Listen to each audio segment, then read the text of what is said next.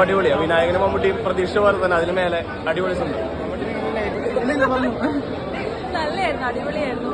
എല്ലാവരും പെർഫോമൻസ് ആണെങ്കിലും എല്ലാം കൊണ്ടും ഇറ്റ് വാസ് അമേസിംഗ്. എസ്പെഷ്യലി ഞാൻ മമ്മൂട്ടിയുടെ ഡൈ ഹാർട്ട് ഫാനാണ്. അപ്പം എന്താണ് മമ്മൂട്ടി ഈ ഒരു ക്യാരക്ടറിന് വേണ്ടി ചെയ്ത ഒരു കാര്യങ്ങൾ കാണാനായിട്ട് ഭയങ്കര എക്സൈറ്റഡ് ആയിരുന്നു.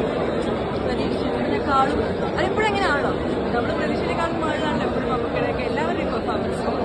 അമേസിംഗ്, ഭയങ്കര ഇഷ്ടം. ഞാനിപ്പോൾ എൻ്റെ അമ്മയൊക്കെ പറഞ്ഞിരിക്കുന്നത് അടുത്ത ഷോ കാണുന്നു.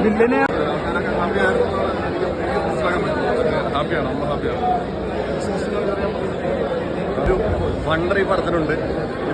ഇത് വേറെ വിഷയം പരിപാടി.